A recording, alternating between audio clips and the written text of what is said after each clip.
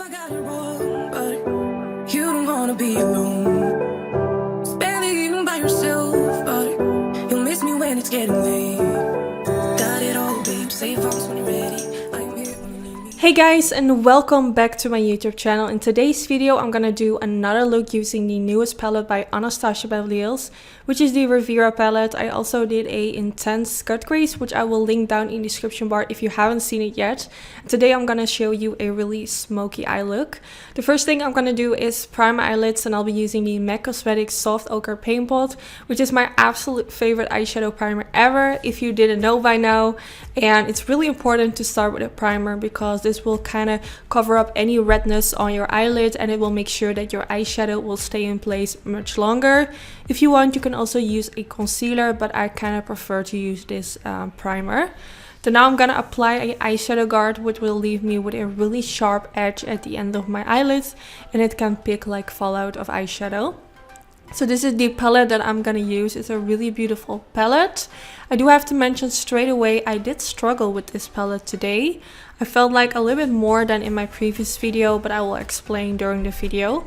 So the first color I'm going in with is the lightest shade, which is perfect for underneath the brow bone. It's quite a pigmented color, which I absolutely love. Whenever I do a eye look, I always start with doing my brows. Then I highlight my eyebrows, and then I apply my eyeshadow primer. I will do a separate video on how to, you can really create the perfect eyeshadow base. But I really love to use this for underneath the brow bone. Then now I'm gonna take this really soft peachy shade, and I'm gonna start blending this all over my crease using a Sigma Beauty E40 brush.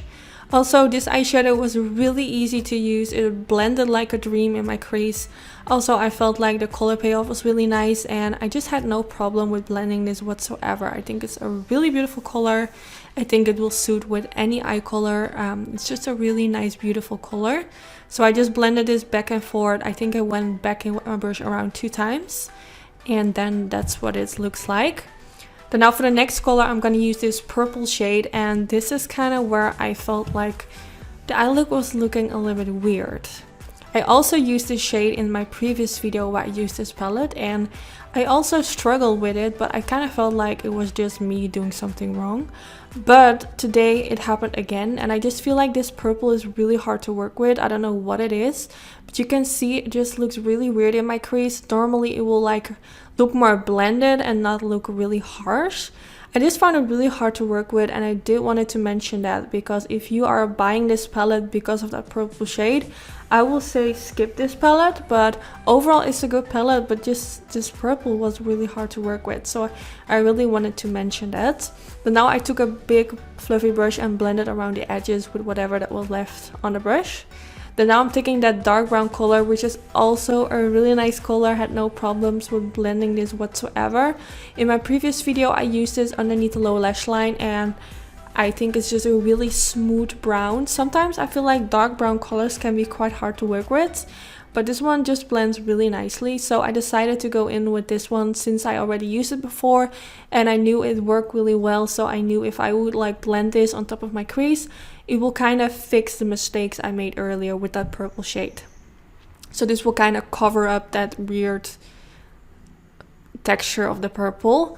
Now I am going back in a little bit with that purple and blending it around the edges, but since the dark brown is so intense, it doesn't really matter. It's kind of hard to explain, but hopefully that will make sense. Then I'm taking the jet liner from Anastasia Beverly Hills, which is their black waterproof cream. Oh my god, the waterproof cream liner, and I'm gonna apply this all over my eyelids to create like a really dark base for my smoky eye, because I want to do a smoky eye. And recently I started doing eyeliner underneath my eyeshadow on the eyelid, and it just makes your smoky eye looks so much darker. And I feel like whenever we do a smoky eye, we want it to be really dark, so this is perfect. And then around the edges, I'm just taking a single black eyeshadow because the palette doesn't contain a black eyeshadow, and this is one of their eyeshadows from Anastasia, which is called Noir. And I'm gonna press it a little bit on top of the whole eyelid to kind of lock the eyeliner in place, and also blending it around the edges of the eyeliner, and this way it kind of blends into that dark brown shade we applied earlier in the crease, and also into that purple. So I always like to go in with a dark shade before applying the eyeliner on top of my eyelids, because that way it's like a little bit easier to blend out the crease later on, because there is already a dark shade. I always feel like this is so hard to explain, but I really hope you guys know what I mean. Then now for my eyelids, I'm gonna use this, yeah, I don't really know how to describe this color. It's really beautiful. It kind of looks like a peachy purple pink, I don't know, it's a really unique color. I first wanted to go in with a blue shade on top of my eyelid, but I felt like let's just keep into the purple tone to make it maybe a little bit more wearable. If I would go for blue on the light, well, what am I saying? If I would go for blue on the eyelid, it might be a little bit more, I don't know, people might think it's not really wearable, and I feel like if I would stay in the same undertone of shades, you guys might want to recreate this, so let me know. And I just applied this all over the eyelid. I think it's so beautiful. It's just a little bit of a metallic in the center of the eyelid, which I think looks really beautiful, especially with the crease colors. I think it all suits really well together. Then now I'm going back in with that same gel eyeliner I used for creating that base of my smoky eye, and now I'm gonna create a winged liner. This is optional, you don't have to do this, but I feel like because I have that really sharp outer end going on, I feel like there needs to be like a wing. So I'm gonna create a simple winged liner.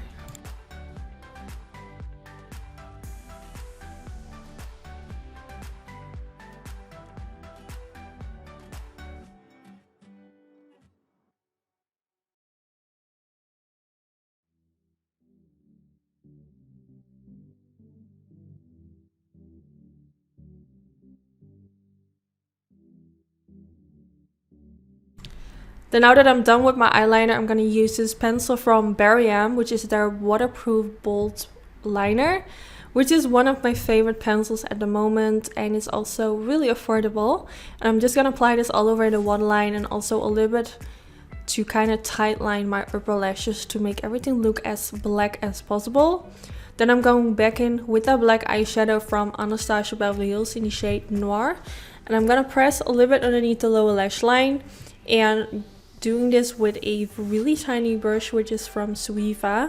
I think it's their tiniest brush, and it has white hairs, and I feel like whenever I use this brush I have less like fallout than if I would use a black brush. So I don't know if it's true, but this brush really works for me, and I've been using it for years now. Then now I'm going back in with that purple color. I was kind of afraid to use it, but it went well. It didn't give me like a lot of problems. I just went back in a lot of times to make the purple like as intense as possible, but just be a little bit light-handed with this. So I'm kind of pressing it and sweeping my brush back and forth at the same time, and I actually really love how it turned out. So I don't know, it's just a little bit hard to work with, but at the end it will work out. Then I'm taking that really light color which we used earlier to highlight the brow bone, and I'm gonna press a little bit in the inner corner area to give this eye look a bit more of a pop. I think that's really beautiful. You can also use that yellow color of that blue color if you want to like give it a bit more of a different twist, but I wanted to keep it a little bit more neutral. Then now for my mascara, I'm taking this Perversion mascara from Decay, which is a really nice mascara. First curling my lashes, and then I went in with the mascara. I am going in with fake eyelashes like I always do, so I don't really focus too much on the upper lashes, since you really are not gonna see them anymore after I applied lashes. But I always create a thin coat of mascara on it. Then now I applied my lashes. I'm not quite sure what the style is that I'm wearing, to be honest. I think this is a no-named style, I don't know. But these are like in between kind of lashes. They are not too dramatic, they're not too natural. I still wanted you guys to really see like the eyeshadow that I was wearing on my eyelids. And then here you have the finished result. I really hope you all enjoy watching today's video. If you did, don't forget to give it a thumbs up. Also let me know in the comments what look you want to see next. And also let me know if you are gonna recreate this look or if you would wear it. I'm really curious to know what your thoughts are on this look. And yeah, I just hope you enjoyed, and hopefully I will see you all in my next video. Bye guys! Tell me if I got it wrong, but you don't wanna be alone.